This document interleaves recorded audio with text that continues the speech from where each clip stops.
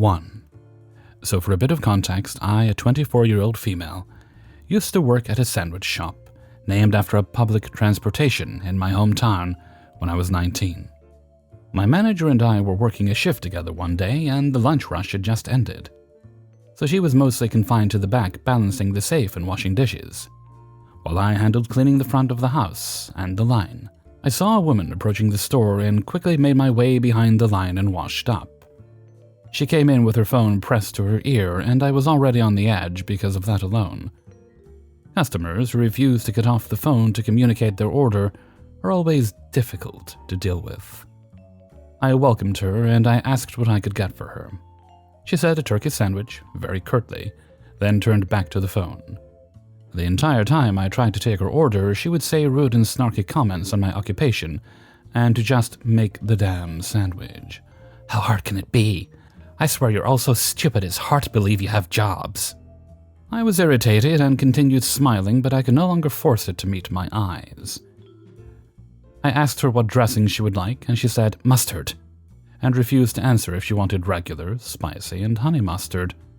So I just put regular mustard on it after she angrily told me to stop asking stupid questions.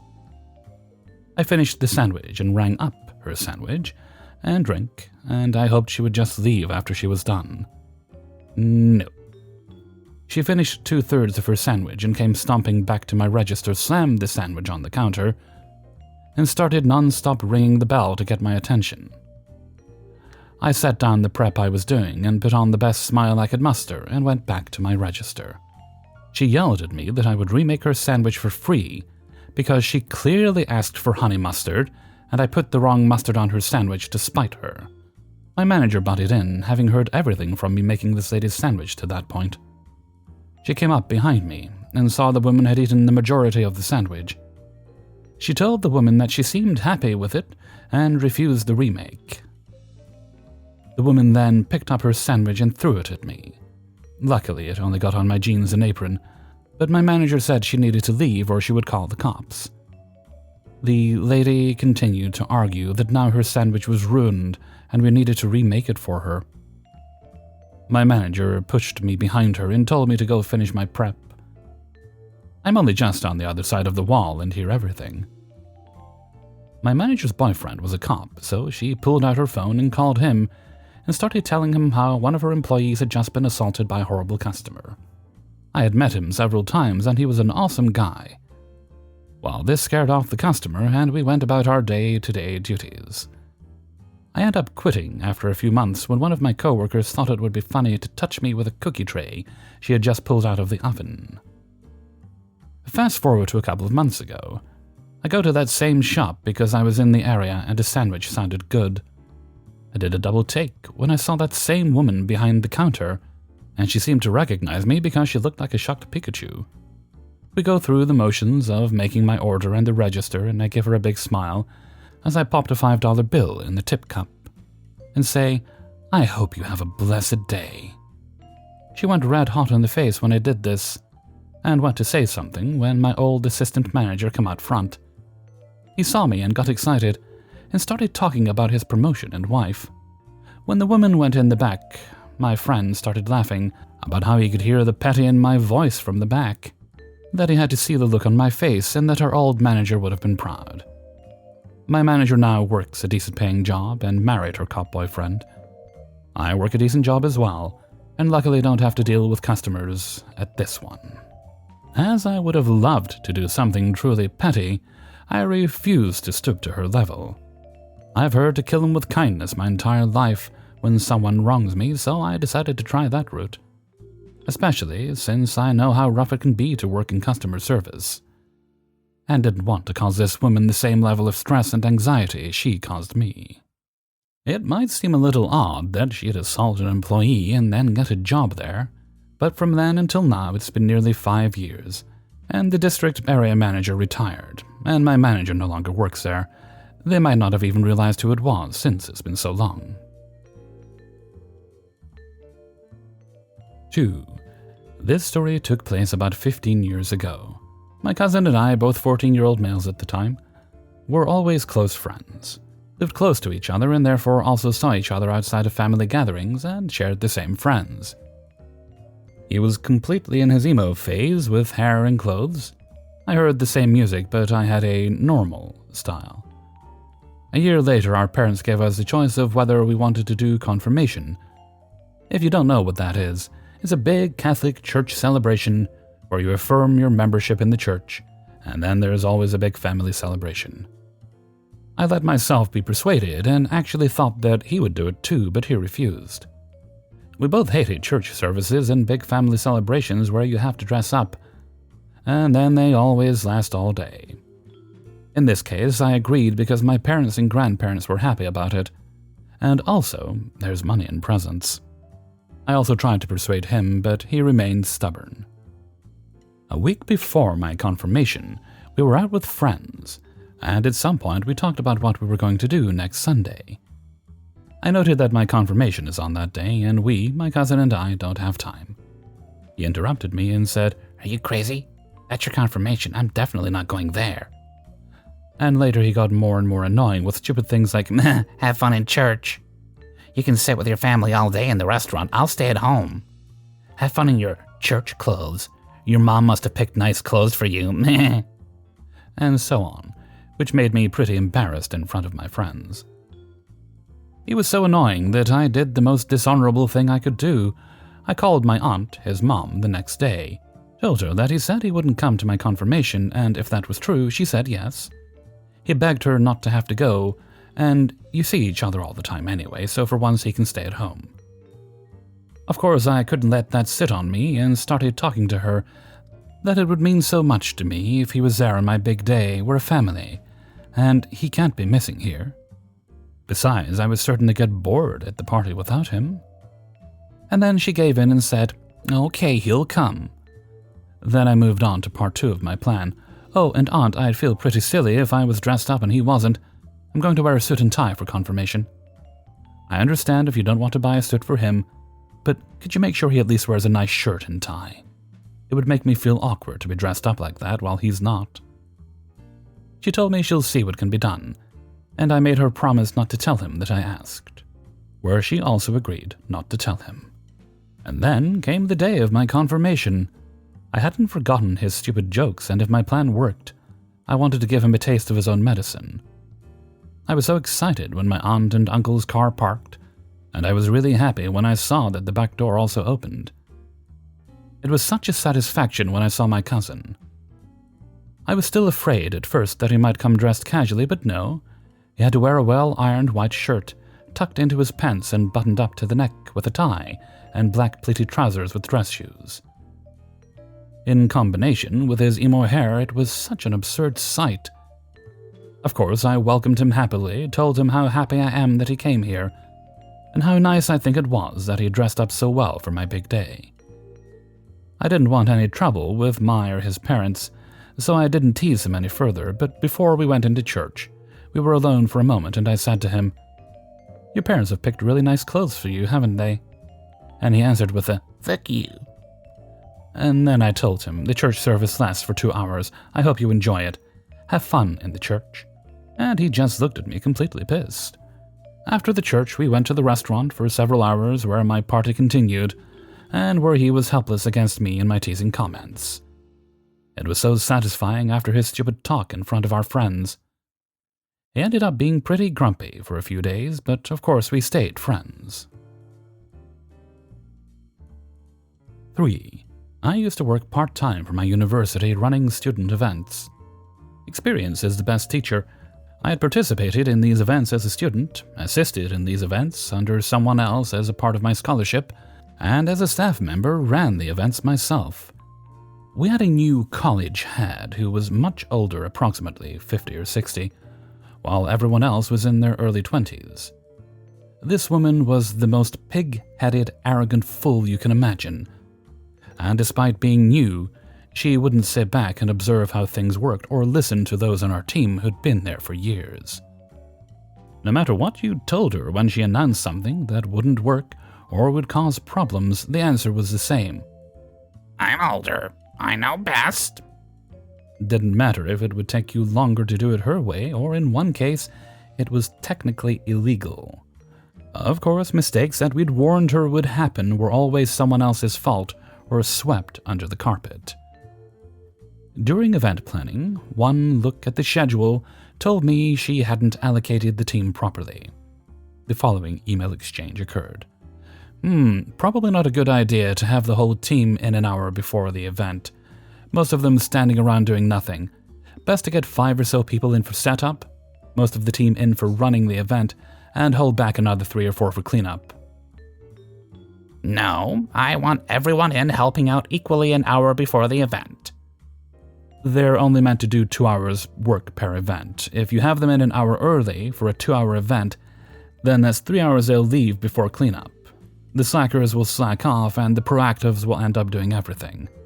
I'm older than you, I know best, just do as you're told. Cue malicious compliance. Fine, but I've got some personal business to do directly after the event. I'll handle procurement and setup, but we'll need to leave right after the event is over. That's fine. On to other business. Day of the event, the whole team showed up an hour before setup. As expected, 5 or so did all the setup work, while most of the team stood around on their phones. Some even got bored and wandered off. It was not the team members' fault for standing around, only so many people can do meal prep and set up tables without getting in each other's way. 10 minutes before the event, college head shows up, and everything is running smoothly. Event was a lot of fun. Some of the team continued to wander off, some ran the events, some participated. I was running around as a gopher, letting the college head take credit for the event in front of everyone. Not doing any work, mind, but taking credit for it. I made sure to remind her I had to leave right at the end of the event for personal business, in front of the other college heads several times. To be extra spiteful, I neglected to stop several team members from wandering off who'd done no work other than stand around talking and eating, and encouraged several people who'd definitely done 2 hours worth of work to call it a night, and thanked them for their help. Forgetful me, I also didn't tell team members standing around during events to start cleaning up as things were finishing. All the free food was gone, all the games were over, both students and team members were wandering off into the night, and all of a sudden... Wait, where do you think you're going? There's so much mess, and we've got to put away all the tables and tidy up all the different games. But everyone is left. Yes, we probably should have saved up a few team members to do cleanup.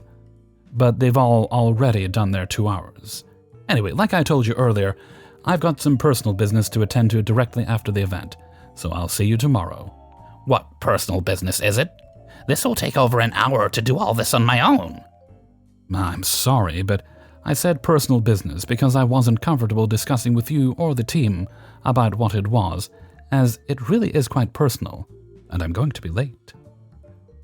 I wandered off home for my personal business of closing all my curtains and playing Xbox in my underwear, chuckling at the thought of that arrogant woman having to do all that work by herself.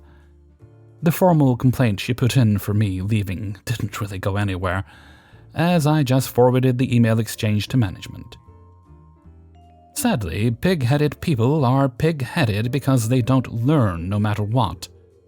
I eventually quit, and a few months later was introduced to my replacement, who was also ready to quit. 4. For a little backstory, this all began 8 years ago when we first moved into our house. My neighbor, who we promptly nicknamed Bitchface, instantly hated us. We gave her the nickname after she hated us, just so we're clear. She hates children, and at the time my kids were only 4 and 7 years old. She told the entire street we were awful people, isolating us from most from day one. Funny enough, though, we've always gotten on with the neighbors in the house on the other side of us without any problems. Fast forward a couple of years. I love gardening. I love plants and pottering around. It's great for my anxiety disorder. What's not so great for my anxiety is Bitchface. In my country, a 2-meter fence is a standard fence height, but our fence, which she claims is jointly owned between us, is only 1.5 meters. She is constantly looking at me, pulling disgusted faces and making snarky comments. So much maturity for a 60-year-old woman. At this point, I've had enough of her. We give her a choice. We either put up a trellis for a little more privacy on the existing fence, or put up a standard fence on our side of the existing fence that is 2 meters tall. She reluctantly chose the trellis. She claims a 2-meter fence would block the sunlight in her garden for sunbathing, but I've been tracking the light levels into our gardens for years. It makes zero difference to her sunbathing. Fast forward to a month ago. The fence she cares so much for, she hasn't touched in the 8 years we've been here. We've reinforced the posts on our side and supported it during storms as the posts are rotten. Give it a few more storms and it's going to break. At this point, I've had the evergreen shrubs slowly growing up in front of the fence and trellis for 6 years, which she never complained about. She wanted to add more, but wanted to wait until the fence was sorted in case we needed to get to the fence for repairs. We offered to fully pay for a brand new 2-meter fence. She threatened to go to the solicitors. We said fine, keep it. If it breaks, she can deal with it. She thought that was the end of it, and that she had won. That was until yesterday, when she saw 2 big 2-meter-tall evergreen plants being delivered to our house. To say she was not best pleased would be an understatement. Bitchface stormed out into her garden, shouting over to my dad, who was working on replacing our shed roof. "You're not putting those plants in here, are you?" All while completely ignoring my husband and I, who were preparing to put the first plant in. She then says to my dad how we're the nightmare neighbors who basically don't do what she wants. She thinks she's entitled to tell us what we can and can't put in our own garden. She stormed back into her house, all defeated. I was shaking with anger, but it felt good to finally get basic privacy while in my own garden that I very much needed. I'm a little worried what she might do next, so just in case, I'm going to take regular photos of my plant to report any threats to my property and see if I can get any soil testing kits in case she tries to poison them. I hate that woman. 5. I grew up in the 1960s and 70s in Houston, Texas. In my early to mid-teen years, I was very much into art, sculpting, painting, drawing, etc. One afternoon, I was puttering around in the garage and found 5 small cans of enamel paint. They were the 3 primary colors plus white and black. I took those cans and set about reproducing the wizard on an album cover for a popular band on the inside of my bedroom door. It actually turned out much better than I expected, and I had an approximately 3-foot, 1-meter full-color painting. It was just the figure, though. I hadn't gotten around to the waterfalls or the tree in the surrounding landscape yet, because I ran out of paint, so I left it to finish later. One thing led to another, though, and a teen mind with a bit of ADHD is easily distracted, so I didn't get finished. Another project that I started around the same time was a cactus garden. I chose the southeast corner of the backyard to begin my garden. I prepared an area about 12 feet long and 3 broad against the fence, dividing our yard from the neighbors. I planted all kinds of succulents like kalanchoes, hens and chicks, barrel cacti, etc. Because it's a native plant, I also included a very small bit of prickly pear in the mix. Some plants did better than others. The kalanchoes did well as long as they didn't freeze, but most of the cacti struggled. The soil in southeast Houston is especially sandy, and it doesn't drain well. But the one that did best by leaps and bounds was, of course, the prickly pear. It could handle rain or sunshine, brutal heat or freezing temperatures. It thrived. As they have a tendency to do, my 18th birthday came around, and it had me eager to test my freedom. So I almost immediately leased an apartment with a friend and moved out. Fast forward a couple of years, and my parents sold the house and moved to better digs. As soon as I heard, I conceived a desire to finish my door wizard, so I headed back to the old homestead and went to ask the new owners if they still had the door. They said that they did, but they had painted over it. Importantly, they had painted over it with latex paint, which I was sure I could strip off fairly easily. I offered to buy the door and go to the hardware store down the road and get a new door and mount it in its place. The new owner adamantly refused every offer that I made. I guess that I get it. They didn't know me or that I was perfectly capable of doing what I offered to do. I thanked them and headed for the front door. Just to leave, I wasn't going to take that one with me. As they were walking me out, the man asked if I knew how to get rid of the cactus in the backyard. I asked to see it, and when we got back around to the side of the house, my prickly pear was now as large as a medium-sized truck tire, and about a meter tall. He said that he had cut it down a couple of times, but that it kept coming back. Getting an evil idea, I told him he should hack it up and run over the remains with a lawnmower a few times. Now anybody who knows anything about that plant knows what's coming. Fast forward again to 1991. I had just gotten out of the Navy, and I was doing some visiting in my hometown. I had a friend who still lived almost directly across the street from my old house, and I finally beheld it in all its glory. A dense jungle of prickly pear 5 feet tall, and filling the entire space between the two houses. You see, when you chop up a prickly pear, especially in a wet, warm climate, each of those pieces will root and make another prickly pear. Plus, the old root system is still alive, and more cacti will spring up from that as well. It looks like they had long ago given up on mitigation efforts and surrendered to that hardy, fast-growing pestilence. Part of me still feels guilty, but the part that remembers my unfinished wizard still smiles at the thought. Enjoy your door.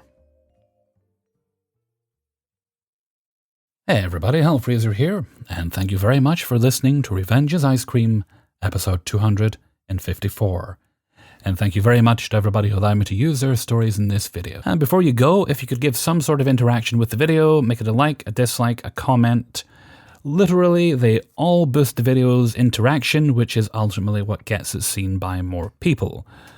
Whichever is most convenient for you. And speaking of interaction, let's move right along to Hellfreezer's question of the day. And today's question is there anything in your life that you've come to understand or appreciate more as you've gotten older? And tagging on from the story about the prickly pears a little bit, the gardening, my brain has started veering itself toward growing things. Never been interested in it before. I haven't really done any work in a garden since I was a kid helping my dad, and it was something my dad loved. It was a hobby of his. Never appealed to me. But I've got a back garden. It's a decent size. There's room to do things. I've also actually got a greenhouse in my back garden. It needs to be cleaned out.